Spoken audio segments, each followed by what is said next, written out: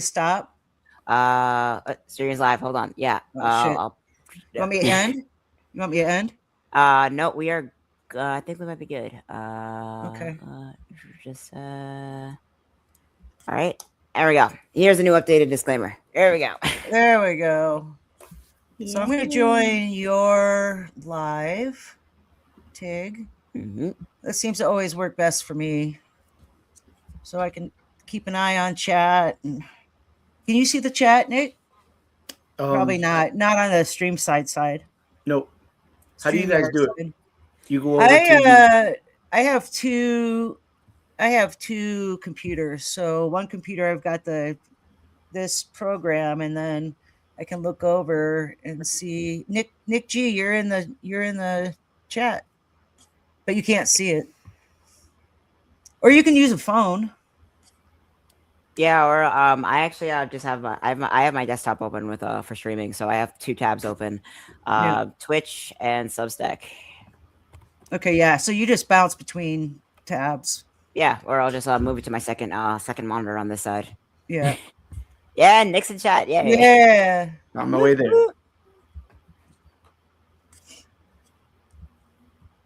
So yeah, we just kind of hang out for a little bit, wait for people to join. Woo, I'm excited. You ready, Grandma? Hey, bud. How you doing? Hi. Hello. He was our last guest. Yeah, I recall watching. Yeah. Or no, Sylvia was our last guest. Sylvia was our last guest. Yeah. I had a quick repost actually. Yeah. That's right. You ready, Grandma? Was 2 weeks ago. Yeah, it was 2 weeks ago. Yep. It's a bit of a backup on my end, but I was able to repost it. Peachy. That can either be really, really good or really, really bad. Right? Grandma. Right. I had a friend who was like, he's like that kind of like we use like set up like we were trying to like set up code words that tell you whether you're doing really good or really bad without like flagging your therapist or something like that you're not in like peril. Like my thing is like I'm in a low spot, but I'm not in peril. That's how she knows. Right. My friend's thing was like, "How you doing?" I'm peachy. All right, that's good. So it's still a shitty situation, but you're not gonna kill anybody. Okay, that's good. All right. All right. So you redid that and just added or checked the description for resources or the ticker. I don't know. You're gonna say it. So you ad lib. Yeah. Oh, right on, David. Legit happy for some reason. Well, it's good to be happy. You don't have to have a reason to be happy. Endorphins, yes. Endorphins. Our friend.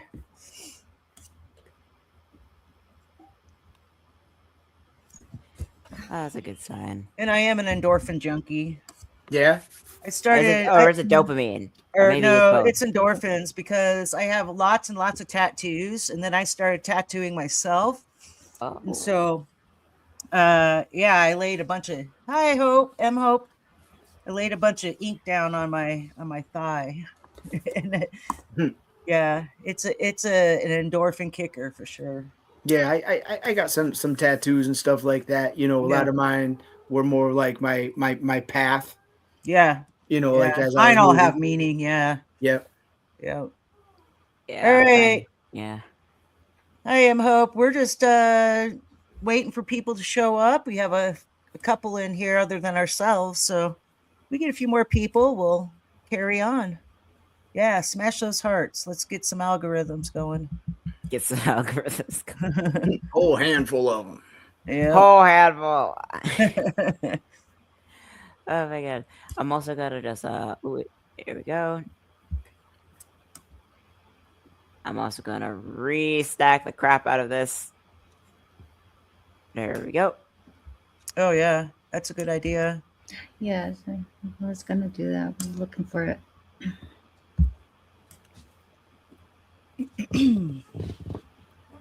So how are you doing today, Hope?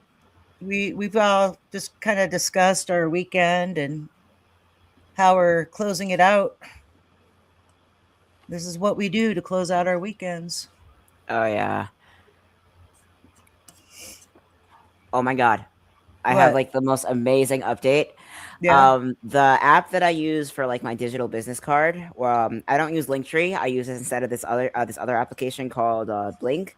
They just rebranded the crap out of themselves, and Uh-huh. now they offer a direct CRM integration.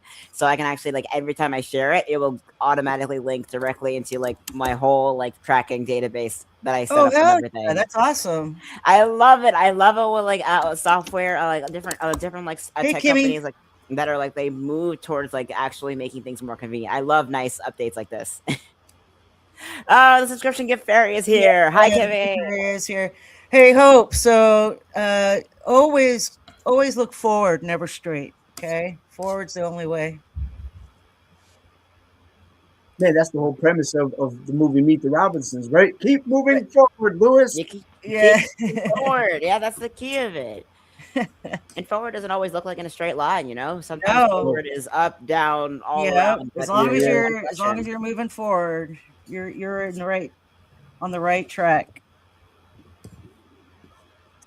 All right. So we have, let's see, we have Grandma, Hope, Kimmy. I think we could wait for a few more.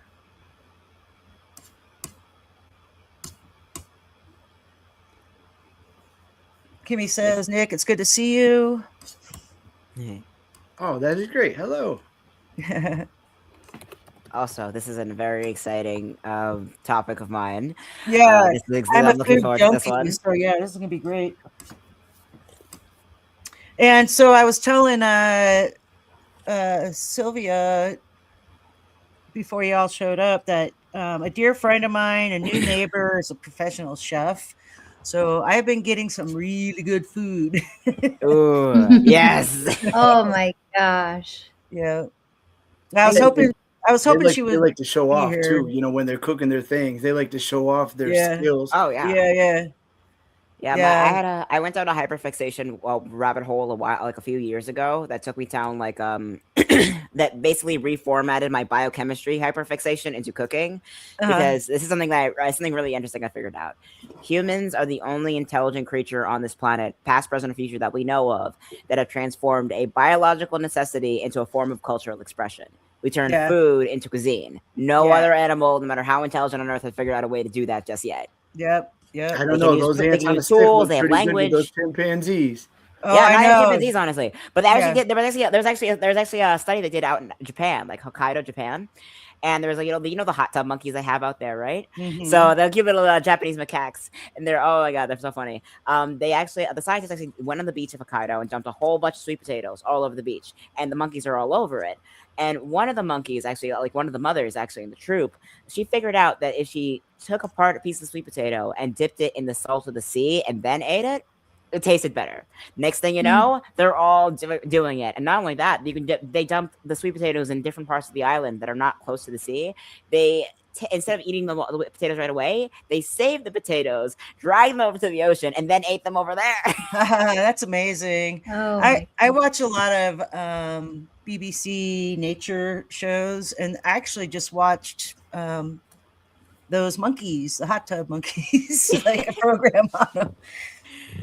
I know it's crazy how human thing and primates like our fellow primates along with humans, it's like how we see ourselves so much in our like second cousin twice removed or so. Yeah. I see humanity in everything. You know, I mean, you think about like, you know, we have cats at our house and stuff like that, and I see human behaviors in all of them and everything. Yeah. I have 3 dogs, and they definitely think they're humans. Yeah, they're evolving alongside us. Yeah, it's crazy because like I mean, honestly, there was a couple of reports in my neighborhood. I'm like 50 minutes out of Manhattan of black bears after the pandemic getting really close like to humans, not to like eat people, but they were knocking on the doors of like a 24/7 like 7-Eleven and just waltzed right in, grabbed some snacks, and then went out the door.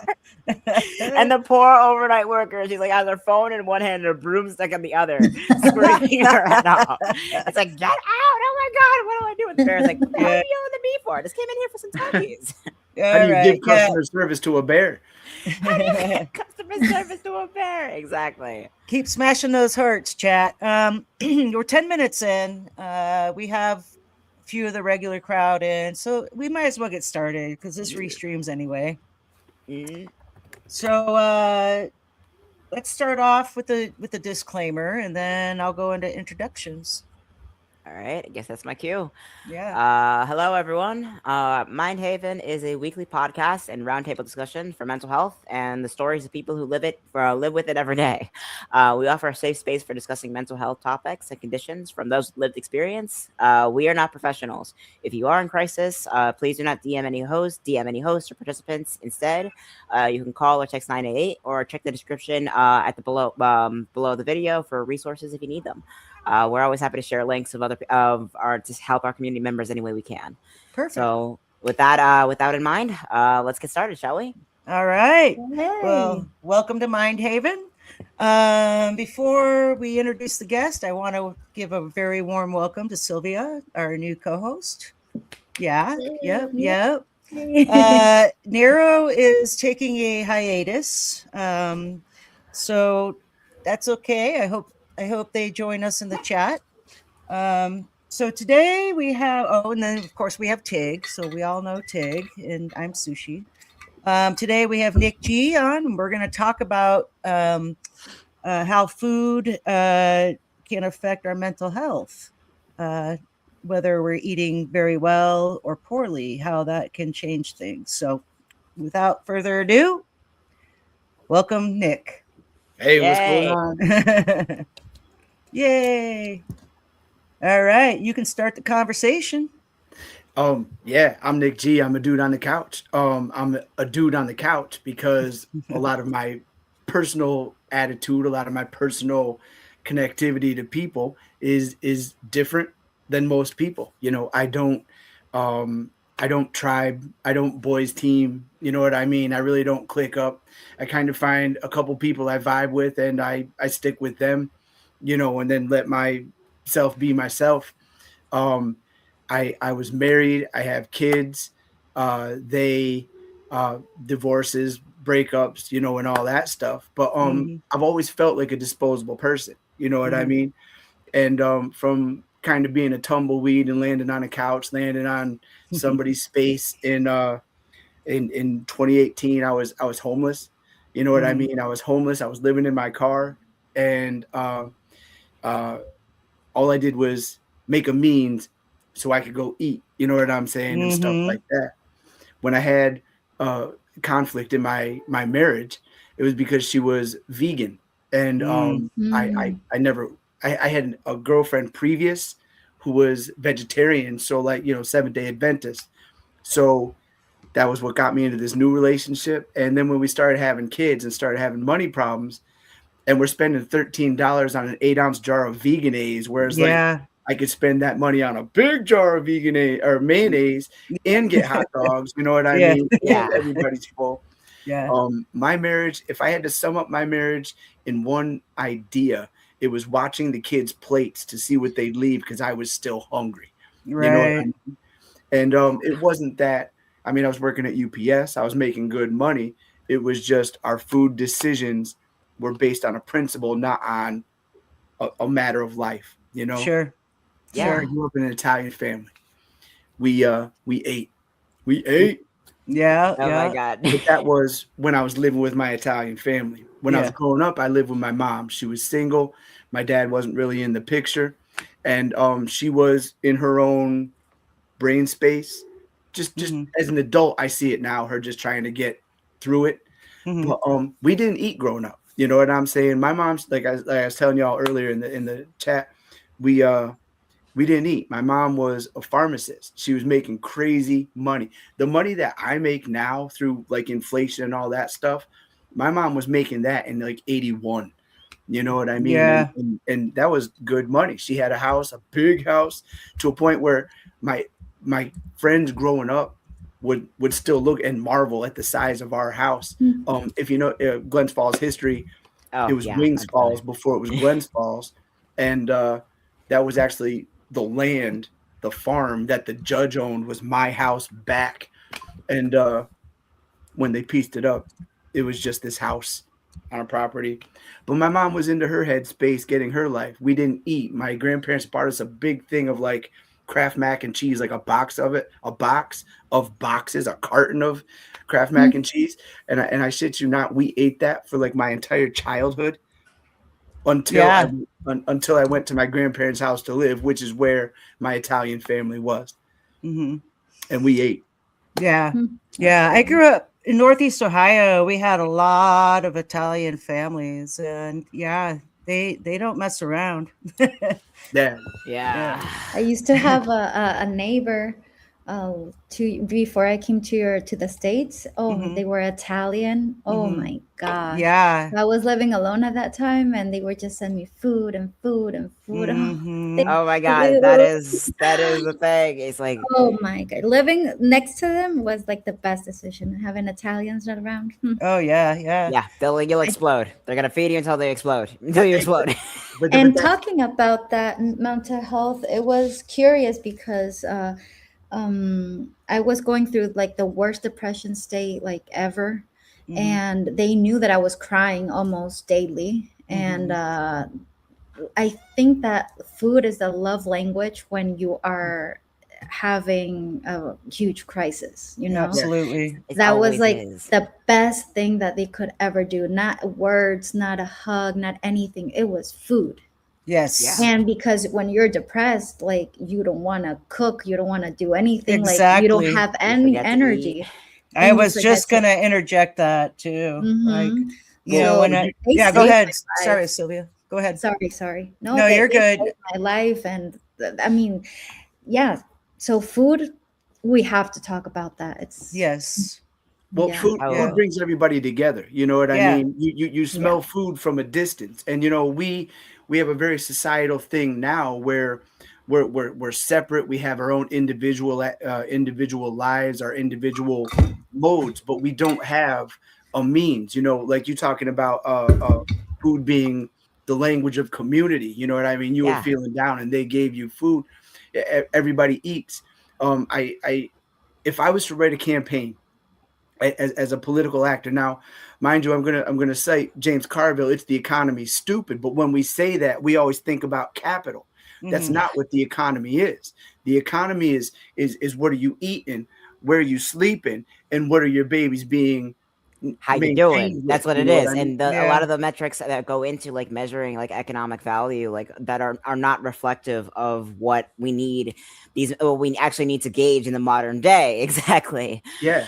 I mean, especially when it comes to food, honestly, it's like how what you're eating and when. It's like cuisine is a fundamental part of community, like human community. But the moment you either hear like some kind of any kind of restriction or any kind of like dietary means, oh, you have to eat this. This is what a good person eats. This is what a moral person eats. Oh, this is what a healthy person eats.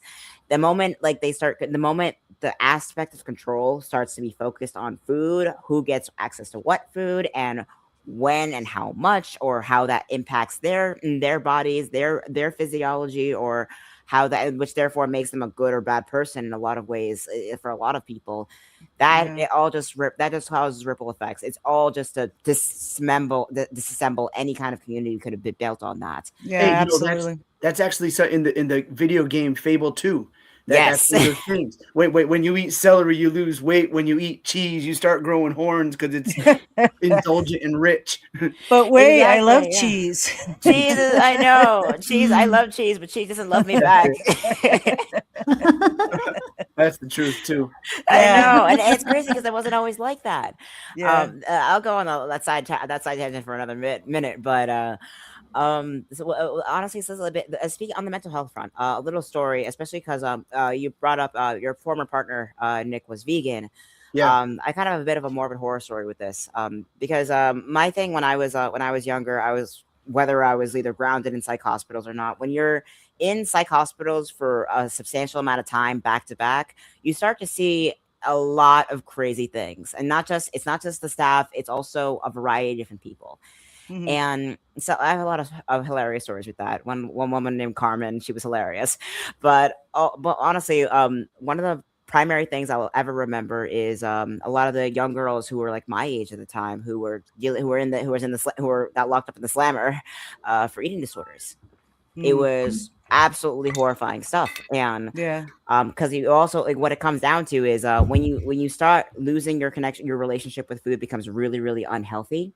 A Mhm. healthy relationship to food is always a wonderful thing, Yeah. but it's also an important part of your mental health as well, because if your relationship to food is something to be managed, something to be optimized, something to be critiqued or controlled or reduced, Mhm. the moment you start using that kind of going down that using that thought train and associating it with a coping mechanism for another aspect of your life, like how a lot of people use alcohol or drugs to self-medicate as a coping mechanism, that's an eating disorder right there. Yeah. Whether it's anorexia or bulimia, whether you're like starving yourself or Well, or you covering just it. jumped on exactly what was the issue with my kid's mom. You know what I Mm. mean? She was vegan because she was control. When I met her, she wasn't vegan in an education. My mom was educated, so and my brother had he had a you know allergies and all that stuff in the 80s. So she had like log books, those composition books of trial and error that she gave to my kid's mom. Here, learn how to be vegan, because my brother had such a strange diet. But Yeah. my kid's mom, she used diet as a means of control. Like you're saying, when I Mm. met her, she ate lettuce or she ate Tony's pizzas. That was her being a vegetarian. You know what I'm Yeah. saying? Yeah. It's We very, very I had just common.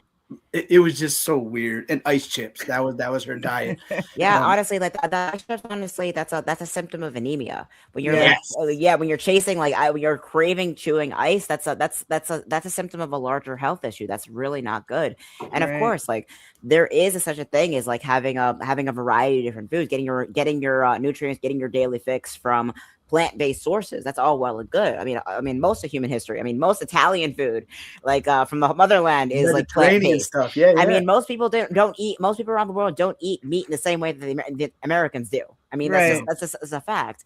But there is a kind of perversion of that need when that desire to be healthy becomes a bit of an obsession, a bit of a compulsion, or a need for control, or a substitute for something else that feels out in your life that's out of control.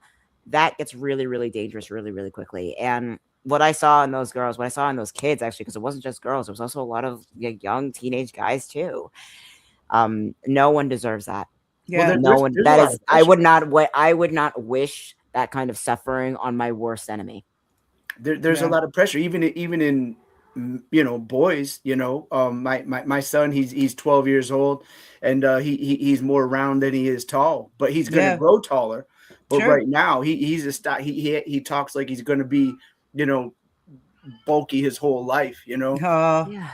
It Yeah. is. It's awful when you equate these like these in it, like on one hand, like women are supposed to be the ideal Yeah. woman is supposed to be stick thin and Yeah. The never societal age. pressures. And like Yeah. men, honestly, the same. It goes the same way, but Mm-hmm. it's Oh, like how yeah. that dehydrated, like steroid, veiny Arnold Schwarzenegger look. That's not healthy. No. Oh, It's I not. was going to a trainer, and he showed me who was the guy at the time. I don't remember. One of the guys, he was really like Conor McGregor. He was Conor ripped, and McGregor. they were showing off his body. And my cousin, the trainer, he showed me the picture, and he goes, "You see this? This is a raisin to the grape that he should be." Yeah. Because he was just so dehydrated and cut. Yeah. Pumping himself full of steroids, honestly. Conor Yeah. McGregor was a Hey, speaking of that, it's a little off topic, but so when I was in high school, we had a kid, his name was Benjamin Ramirez, and he was just little scrawny. I think he was from Puerto Rico or something like that. I can't remember where his family was from. But so he was kind of, thin and scrawny and trying to play football and, be as good as the other guys on the team. And then he found steroids. Oof. And he took it to the extreme and just pumped up like super fast. But anyway, it was on Halloween night. They were doing a practice on the field, and he made a play with a tackle, and he never got back up. He had a heart attack from the steroids. And he was actually one of the first, especially at the young age in high school. I think I was like a junior or something like that. He was in my grade, but Sports Illustrated actually put him in the centerfold, a picture of him in his casket. Wow. He had his football uniform on. He's hugging a football.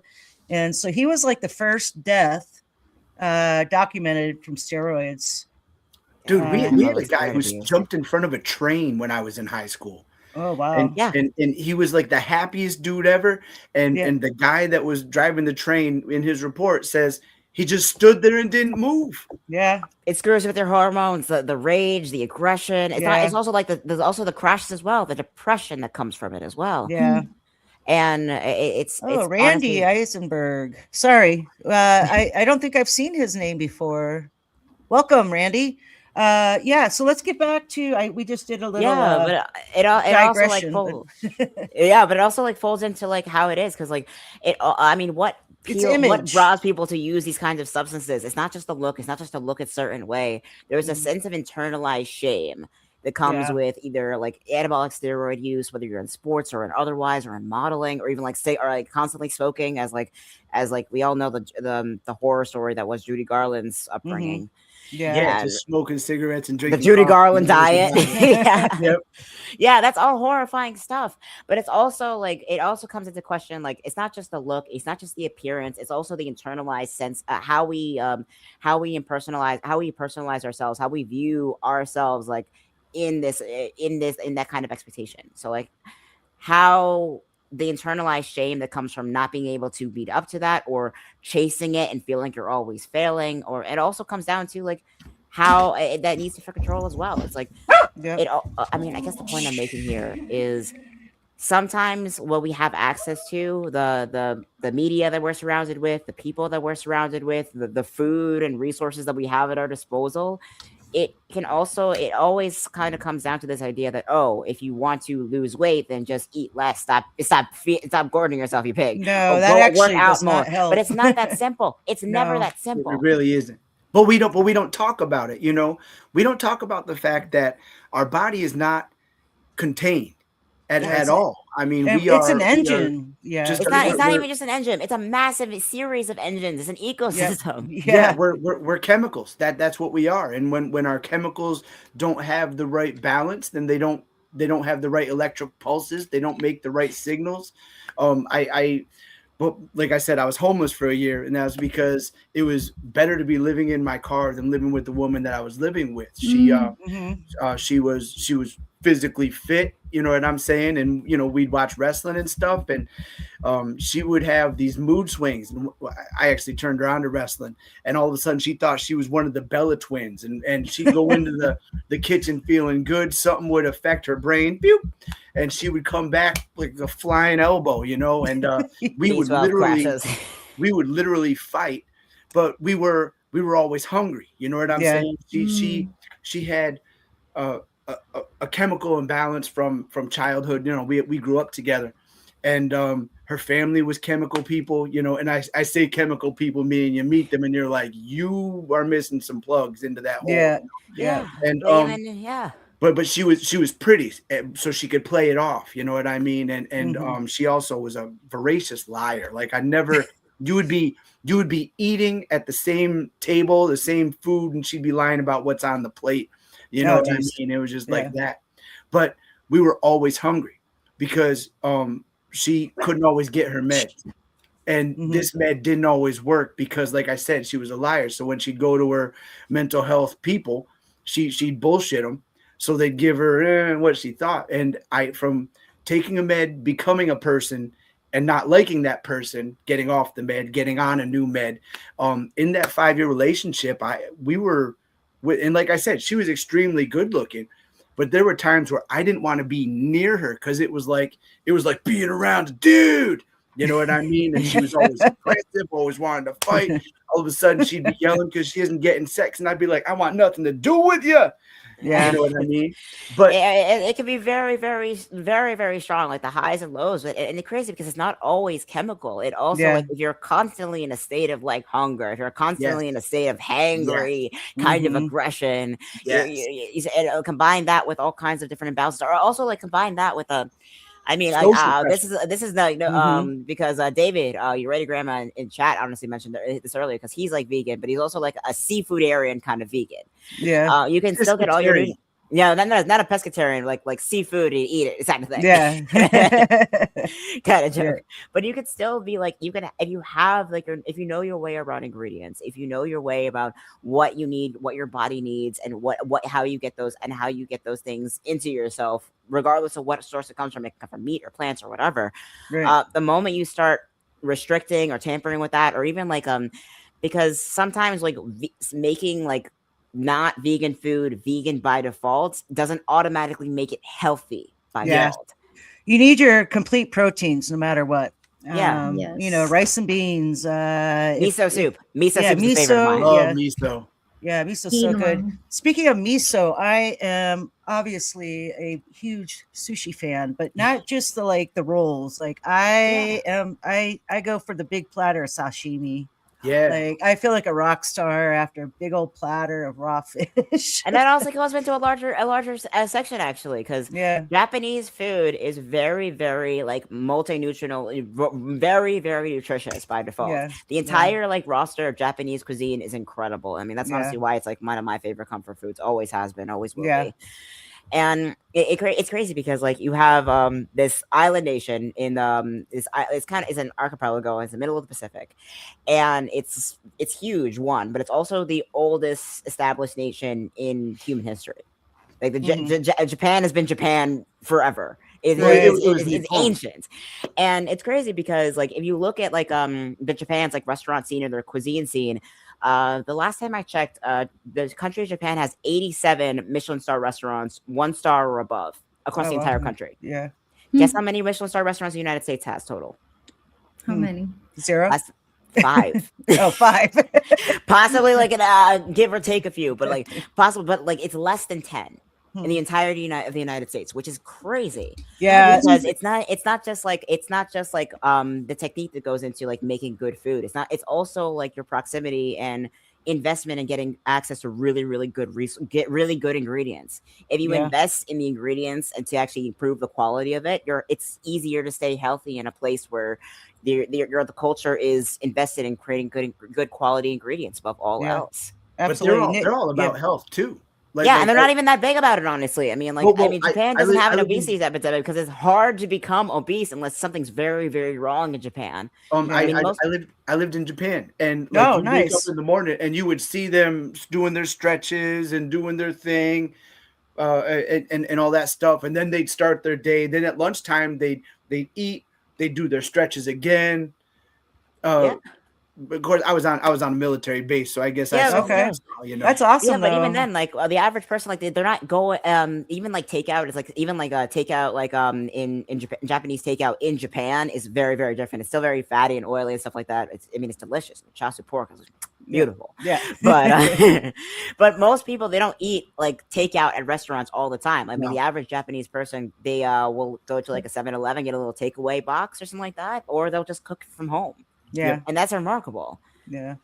Yep. Yeah, I think the American culture has really shifted. You know, when I was growing up, we sat down as a family, 3 meals a day, except for in the school year, of course, we're at school for lunch, but we sat down for breakfast, went to school, got home from school, did our chores, sat down to dinner as a family. In the summer, it was 3 meals a day, and anymore, it's like, I don't know. I'm sure there's still families that do that, especially within the Mormon community. I'm pretty sure they sit down as a family and eat, but for the average American, I mentioned Mormons because I'm in Utah, but I mean, even so, it's like it was something that was like, it was a kind of a routine that was like for like an established like nuclear household at the time. I mean, but since for better or for worse, that household structure is no longer suiting the needs it once did. Because things change, and therefore like living structures need to change alongside it. The problem is that when you rely on your sustenance to be around a singular style of living, then that leaves you very vulnerable to all sorts of horrible things. Yeah. It's not great to like put all your eggs in one basket for that exact reason, you know? Yes. Sure. And it also like means that like cooking is not like it's not women's work. It No. never was. No. It is a survival skill. Yeah. Cooking in my family, like I said, when I lived with my grandparents, my grand would start dinner. I was up there cutting things up. I was there. She'd do the actual cooking, you know what I mean? But because she was better at it, but I was cutting stuff up. I was peeling stuff. I was very much a part of the effort. Yeah, but even so, you were also in the military. I mean, Yeah. you have guys cooking for each other all the time. And That's giving haircuts. it was not just sitting down and eating the meal that was the routine. It's also like making it together was a big routine as well. And I think like a lot of people, especially younger people like myself, are reliant. Like I try to cook for myself as much as possible because I learned at a very young age. I taught myself, or just kind of me and my brain, but but I think like cooking is a very important skill, not just for like life and survival, but also for health as well.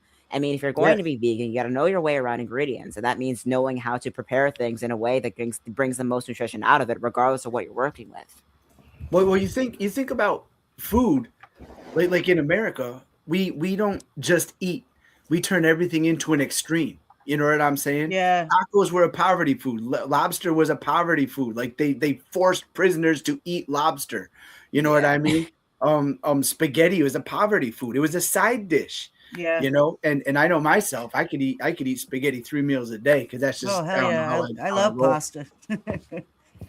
But they've turned so much of poverty food into expensive cuisine to a point where it's no longer thought of, you know, beans and rice is even, you know what I mean? They hype it up to a point where you can't just eat the beans and the rice. You have to eat certain stuff, certain ways, prepared certain ways from certain spaces, you know? Yeah. Yeah, it's crazy because it's also like it also kind of comes into that's what you want to call you. Sylvia wanted to say something. Yeah. No. Okay. Well, you know that. Well, for those who didn't see me last week, I'm from Venezuela. Ooh. And I'm half Colombian as well. My husband is from Colombia. My dad.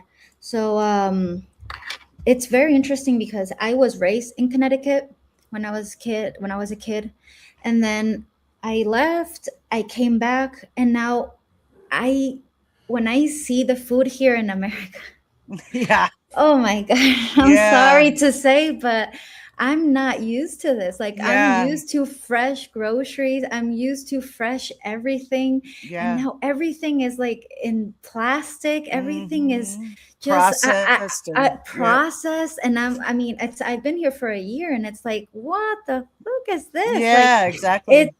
And so the interesting part is that I've always wanted a farm, and we're about to buy a farm, and that's awesome. just to buy, to get fresh food. Sure. That's like one of the things that I look forward to, is like to have fresh food on my table. And then when I see like all the food that's getting prepared here, it's like, they send it from I don't know how many miles away, 100 miles away, and everything is like, it's not fresh. No. It's not fresh, and it's not natural. And I cook every single day. I prepare my three meals a day. We sit together every single day. Like it's cultural, you know. Yeah. Here I don't see that much, that people don't have dinner together. They don't have breakfast together. They don't have dinner together. That's, for me, that's extremely important for my culture, you know. Yes. And it's so it's kind of strange, that eating habits here. And I mean, but eating also gives you a reset, gives you brings everybody to our kids are old enough now where they'll just cite girl dinner and then go off, you know. But when they were younger, we'd sit at the table, we'd eat, we'd talk about their school, you know, and all that stuff. And like I said, they're teens now, so they just kind of got to an age where they they got their own agenda, you know. Sure. What did yeah. everybody learn today? Yeah, that's what I do. My dad, he's like, I don't care how old are you. We are always going to have dinner, lunch together all the time. And that's a lot in my household. And right currently with my husband, it's Good. always like, it's when you go to Latin America, that's like the most common thing to see. But food brings people together, you know. Exactly. Exactly, and right it always isn't Yeah. always like in the standard way you'd expect. I mean, like I kind of live in my building. A few of the guys on my floor, we kind of have a barter system set up. So sometimes I'll help my neighbor out with something he needs technical wise. Like, how do you use this on your phone? Because he's a bit on the elderly side. And in exchange, we'll kind of just like swap ingredients with each other. We'll swap food bank ingredients with each other. I was like, oh, I don't need this right now. You can have it. Hey, Tig, you using your eyes right now? Can I borrow some cheese? Like, sure, why not? Yeah. And so it's part of like fostering community. It's such a good way to like start that, even if it's not in the traditional way, like that household sense. It's always a good idea to just like network with your neighbors and just be human around other humans in the form of food. And that's always I just want to say that Nero is now in the chat, so they are here with us. So. Nero! Hi, Nero! Sylvia, I was going to say, it's been many years ago. I can't remember how long. It was like 2010, I think. But I went to Belize and Guatemala, and oh my gosh, I could have just stayed. I mean, the fresh seafood right there out of the Caribbean, and I had some conch ceviche that was that's some good stuff. Amazing. Oh my gosh. Yeah. And then I had to come back here. I mean, it's also like I think having to come back here is because like, oh well, your neighbor Sushi is a professional chef. Yeah. Everybody has a skill set that they can provide. Yeah, and she just barely moved in. I think I have something coming up. I'm gonna just step out for a minute, and I'll be right back. Carry on the conversation. Yeah. Oh, you got it. You know, what I was thinking about though is who we are. You know what I mean? Our body's chemicals, you know, we're carbon based. We have, you know, the electric pulses that create our head, our attention, our eyesight. You know what I mean? That's chemicals that are acting and interacting. Even you know, our muscles have fluid to them. You know what I mean? They have a consistency. When we don't eat, we don't replace it, you know? Yeah. Like I was, you know, talking about before this, I went on a quick bike ride. You know, I rode 4 miles. I rode hungry because when I came home, I knew I was going to eat and I was going to feed the work that I just did, you know, and that's intentional eating, you know? Getting me to do something. I need a body double. Like I can have, you know, broken stuff that won't get fixed until I got someone sitting next to me. And I'm like, let's do it right now. You know what I mean? I need to have that body double next to me. Otherwise I'm literally just a dude on the couch, you know? and you know, food is that invitation. With me, myself, I hold nobody's grudge ever. But like when I'm hungry, I'm a bad person. You know what I mean? I don't mean like I'm going off and like punching babies, you know what I mean? But I'm a bad person in the sense that like I myself, I don't have the tolerance. I myself, I'm not in a clean way of thinking. I'm thinking I'm hungry. My body's tired. You know what I mean? My eyes are closing, you know, that kind of stuff. My tolerance for bullshit kind of, I'll even say that at the end of my workday. I'll look at my girlfriend, who thinks she's absolutely hilarious, by the way, and I'll look at her making jokes when I'm just home from work, and I'll be like, you're just not funny. I just don't want to hear about it. I just want to rest and eat and go to bed. You know what I mean? And then she'll laugh her ass off at herself again, and you know, I just have to cope. But I'm a completely different person when I don't eat. You know, even with my kid, when we're hanging out, I'm quick, I'm short, we eat, all of a sudden I'm like, Paisan, let's go throw the football. Oh my god, yeah. But it also like it's not just about what you eat or when you eat or who you eat with. It's also everybody needs like different quantities. I mean, food is not just fuel. It's not just culture, it's not just community, it's not just fuel either. And I think it's something like, if I can just optimize this in the same way I can optimize everything else. But no, food should not be a chore. Yeah, it's not something you have to manage. The moment you have to manage food, that's something that's a second sign that something is very, very wrong. Yes. Yeah. Correct. Exactly that. It becomes a logistics problem. You know what I mean? Well, because I'm getting older. I'll be 49 this year. Because I'm getting older, I manage everybody like I'm an unk. You know what I mean? And I don't need to know you. I'll talk to people in the grocery store in line. You know what I mean? I mean just hey, Likewise. nice shirt. No, oh wow, those shoes. You know, Yeah. That's just how I roll. But I don't actually. Now that I say that, and I brought it up, the grocery store, I have like an almost humble embarrassment about food. I will not Yeah. address somebody else's food. To me, Oh, that is yeah. such a core personal, you know what I'm saying? I Yeah. just don't. If it's in the presence of community, then I'm like, hey, what do you think? If me and the Yeah. dude are talking about what we barbecue, I'm like, hey, what's your cue? You know what I mean? Yeah. But when it comes to being hungry and in the facilitation of maintaining food, it is such a private thing. It's like Mhm. it's like standing next to a stranger and asking them who they're fucking. You know, Yeah. that's the way I feel about it. You know what I Yeah, mean? yeah, yeah. Yeah. That private of a thing where, like, saying that, it's still a very community, very Yeah. shared experience, Yeah. but Because even then, only when you're giving it to everybody else. Yeah. yeah. You know, Yeah. Something. Go ahead. talking about that, you know that I was a vegetarian for 11 years. I started being a vegetarian when I was 16. I've always been conscious with nature, but for me it wasn't about, health. For me it was about, like, if I love animals, why am I eating them, Yeah. So I started being a vegetarian, and then when I started to have more mental issues, well, because of my misdiagnosed, I've heard so many horrible things from people. Maybe you're like that because you don't eat well. Maybe you're Mhm. like that because you don't eat protein. Maybe blah Mhm. blah. I mean, the stomach is your second brain. I mean, of course I understand, but if you're a vegetarian, you have to investigate how to, um, Properly properly nutritionized. eat. And Yeah. I never get sick. I've always been extremely healthy. Mhm. But like, opinions of people talking about, yeah, probably you have bad mental health because you don't eat well. I mean, what? Like, Yeah. It's yeah. don't have an opinion, like, Yes. Well, get and that's the stigma that, the general population, they want to blame mental health on, or everything. disorders rather, like a chemical imbalance.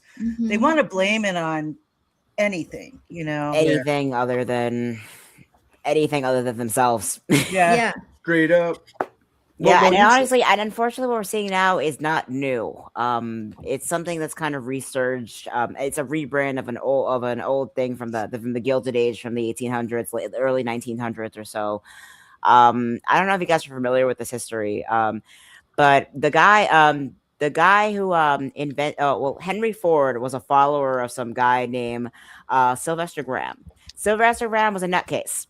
Okay, he was the kind of like angry preacher who come to town and say salt, spice, flavor, fat, and joy in food will lead you to lustful thoughts and straight to Ah. hell. Puritan. He was basically, he invented the graham cracker, literally. That was To like a stop people cinder from block. masturbating. Yeah, but it wasn't just him. It was also another colleague of his, John Harvey Kellogg, whose brother actually was the one who invented cornflakes and started like Kellogg Foods, which we now know as like General Mills. Just despite John Harvey, actually, just despite his brother, because like, well, this like flaked corn thing is great. Why don't I add some sugar in it so people will actually eat this stuff and we can sell it? He's like, no, that's like lustful thoughts. It's like, screw you, I'm gonna be a millionaire. And so That's it. Yeah. that went down in history. But it's honestly that idea of like, oh, like a pure clean eating will fix everything that's wrong with the body. It's really not that case. It's not that simple. It's not that And easy. Henry Ford actually bullied his son to death with that, because his son actually died of stomach cancer. And he's like, oh, if you just eat properly, you won't die. If you eat properly, you won't die. And then he died. It's like, maybe I was too hard on the boy. Right, right. Hey, I want to mention too that the Mediterranean cuisine is a healthy one too. They have some really, really good food, and full of the right fats, and the olives and nuts, and Sure. Yeah, it's also Yeah. like it's really just about balance, no matter where you get yourself from. Yeah. Honestly, Sylvia mentioned something earlier. Is that like I mean like being a vegetarian because you have that empathy for animals. I mean, my first love growing up was zoology. That was my gateway into like my hyperfixations on research across the board. I loved animals growing up, but I Oh also yeah. knew that I couldn't really survive being a vegetarian because like my autism thing is I have a no fruit policy aside from like 10 exceptions or so. Yeah, I did not vegan but vegetarianism post college, but I was extremely poor and I think I ate like Taco Bell bean burritos like every day. Talk about being burritos, yeah. But you know, it takes a bit of some change to do it Yeah. right, you know. And it's also kind So of an acknowledgement that like sometimes like sometimes what we associate is like the healthiest thing for you is like, oh, fruits, veggies, and whole things are not always like the 100% we all think they are. I mean I can't be within 3 feet of most fruits other than like my exceptions or so, like citrus, orange Mhm. juice, not oranges, and starch based stuff like plantains, avocados, squash, and stuff like that. Anything other than that, I reach for a flamethrower and decontaminate the area. Is it texture based? Is that based No, on it's not the texture. I can't even get that far. It's the smell. It's horrific to me. it's kind of like cilantro. You know, some people can't. I love Yeah, cilantro. I'm like, I how love can you cilantro not like cilantro? because they have there's an interesting thing with that because it's a genetic. It tastes like soap.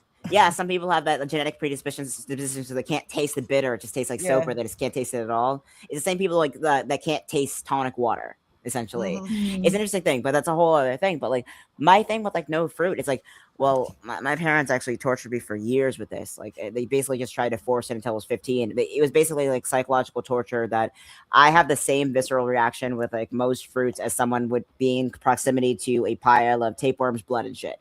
wow? Yeah, it's that extreme with me, and it's always been that way. But that's not something that you can really fix with exposure, because No. it's not a phobia. It's just something it's an autism thing. Yeah, Yeah, This is something I've you always either have an had. epiphany that fixes it, or it's just no. Yeah, there's no fixing it. You're just like, ew, no, not doing it. But even so, it's like I'm actually healthier than most people my age, which is crazy. Yeah. Because while I do like do citrus, I'll do lemons, limes, so I'm not gonna die of scurvy anytime soon. I'll do it. But also it's because like my safe foods are my safe food, honestly, like my comfort food.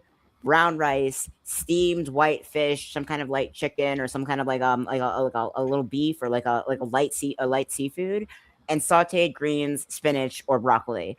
That is like my comfort food, not the standard autism thing like That's all chicken nuggets and healthy, though. fries. No, my comfort food is basically something you would find at a Chipotle.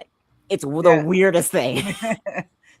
Yeah. Well, But it's also when I was ahead, Nick. eating vegetarian and stuff like that, what made it easy for me, and now I eat meat, and I don't think twice about it. But it's like Mhm. I have a very conscious thing about it. I mean, there is no point where I'm cooking meat and I'm not thinking there isn't a house fire somewhere with somebody in it that they are at the perfect flavor. You know what I mean? And I literally think that, because what's the difference between the cow that I'm eating? You know what I'm saying? What's the difference Right. between the chicken I'm eating? At some point in being cooked, there's going to be that balance. Humans do that too. Mhm. It's a conscious thing. But Yeah. I like when I order from the Chinese food joint, I'm always getting like tofu instead of Mhm. other things. It's just kind Yeah. of I dig it. I prefer to eat Yeah. something that isn't taking life from something else. Sure. On Sure. the other hand, if I'm at the grocery store and there's already taken life, Mhm. I'd rather eat it than waste it. You know Right. what I mean? That way it's Yeah. not like proving a Yeah. point on principle. You know what I Right. mean? Because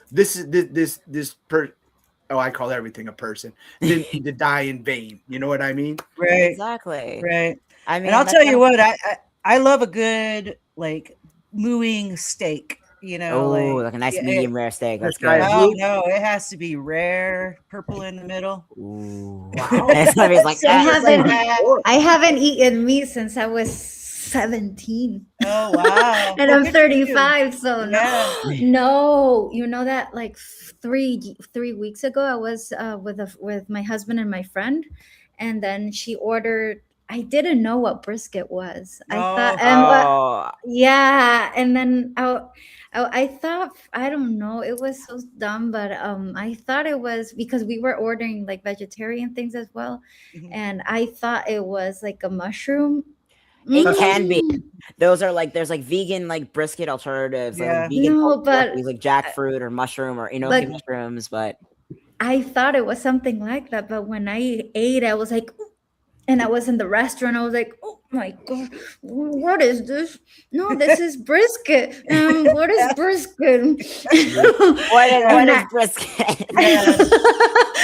I don't eat meat like whatsoever, Yeah. and then I was like, okay, this is meat. This is an animal, and I went to the bathroom and I got sick. Oh. And I just started crying because I said I'm eating an animal, and it Yeah. was just, oh my god, my Oh, husband, It's he just, oh my it was god. horrible. No, I just I felt so know, and bad.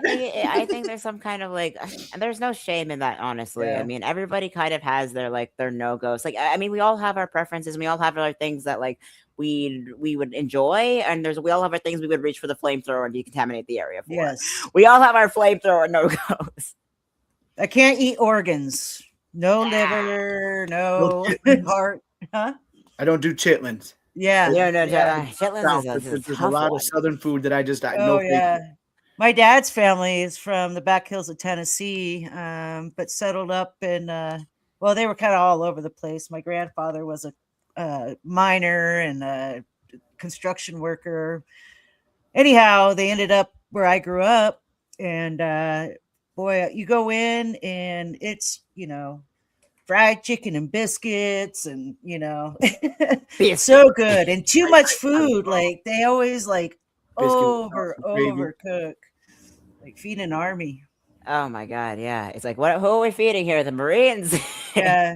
And my Oh, grandma yeah. would be like, "You want Yeah. seconds? You want thirds?" I was Second and just thinking third. about, talking about being vegetarian and eating meat. When Yeah. I was married for like 10 years, and we when we split up, I ate vegan. When we split up, the first thing I did, I went to this place called it's New Way Lunch, but it's locally called Dirty John's Hot Dogs.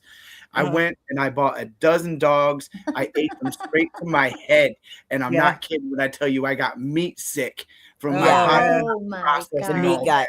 If your system is not used to it after a lot of time, it goes back to the cheese doesn't love me back kind of thing. It's That's it. there's certain like foods like a lot of people evolve to eat over time that if you don't use it, you lose it. Like we're not only ourselves, we're not only chemicals, we're not just all our own cells. We also have a little ecosystem inside us as well that Yes. helps us with things. Absolutely. I mean, somewhere along the way, in the Eurasian continent, around the same time that we started to domesticate like dairy animals, but prior to that, humans had a cutoff point for lactose intolerance, which was the age of 12. So milk was for babies. So like once you turn the age of 12, lactose intolerant, no dice. But Yeah. once we started domesticating like dairy animals like goats and cows and even like other like yaks and stuff like that in that area, there was a genetic mutation that happened in that area that allowed adults humans past the age of 12 years old to be able to maintain the enzyme needed to digest lactose without their gut bacteria getting involved. Right. So it was a natural enzyme that's like present in the gut in babies, but once you get to a certain age, it's no longer produced. But that mutation allowed us to maintain that enzyme, not produce more of it.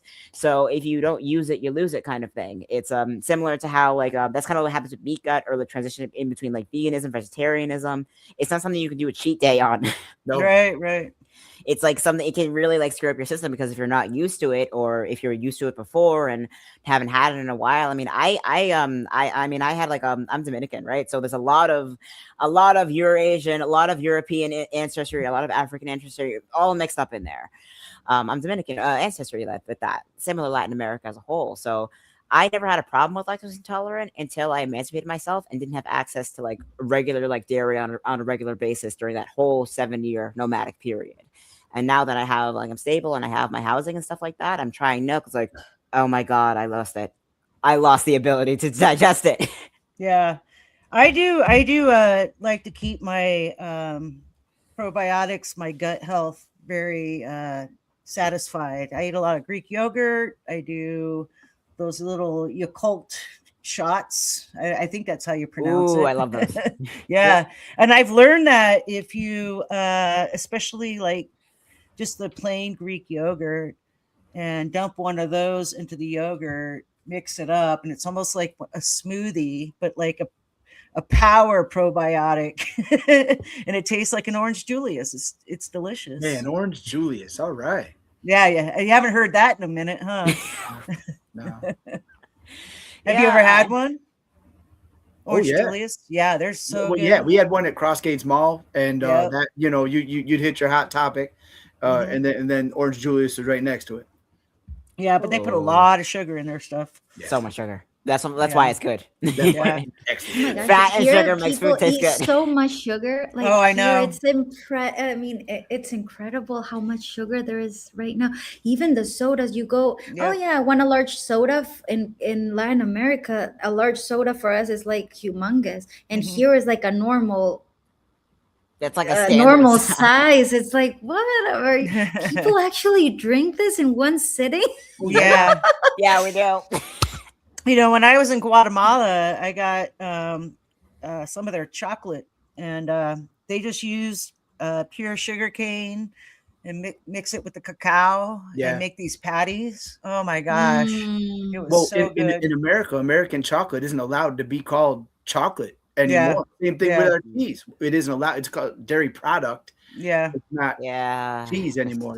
Like Yeah. swapping slowly to make it Yeah. cheaper and cheaper. But I mean also- that's what we do with all of our stuff, and that comes back to the poverty food. You can't just make your rice and beans. You have to have all this extra stuff. Yeah. Same thing with clothes. We can't just wear clothes. Like, as a matter of fact, I was hunting for sweatpants, Mhm. and I needed sweatpants because it's still chilly. I want to be active, and I couldn't just find plain old sweatpants. I kind of had a small tantrum to my girlfriend. I says, I want the pants that Danny Zuko was wearing in Greece. How hard is it to get some damn sweatpants? Like I went into Target, and everything's new fabrics, new everything. It started off being made out of plastic to begin with. And Yeah, go to your secondhand stores. well, just getting simple things is no longer Yeah. simple, because simple No, I know. doesn't make enough money for somebody. Yeah, Yeah, and even thrift yeah. stores are getting jacked up in price because, like, with like either vintage or trend, it's Yeah. all kind of getting commodified until it's cannibalizing itself. But It's it- cannibalizing itself. But that's politics and everything too. Like, you think about it, and like I always got like a hang up about Sarah Longwell, because I feel like she wants to pigeonhole everything. I feel like that's her autism, where Yeah. she's just trying to categorize everything so it's clean and neat, like how when Yeah. little kids line up their Matchbox cars. Yeah. That's my interpretation of her. But everything is being given a genre. It's giving a nickname, giving a bucket. You know what I mean? You get spazzy people like me who like wrestling, who love house music, who love to eat, and you get three of us on a couch, and after you get past the wrestling, after you get past the house music, after you get past our full bellies, there's a billion things that makes us not the same. You know what I Right. mean? Mm. And there's no pigeonhole that's going to put everybody together in a bucket, unless you say biological entity. Mhm. The That could biological be entity, anything. folks. Yeah, I mean, it's a lot of intersectionality that comes with it. Like, there's only ultimately there's a level of fear and shame with interacting with different groups of people that we most likely will not have everything aligned perfectly with. Right. So right. more likely than not, we're not always going to agree on things 100% of the time. Sure. And there is a level of like thinning of a level of puritanicalism, especially people my age. It's brutal.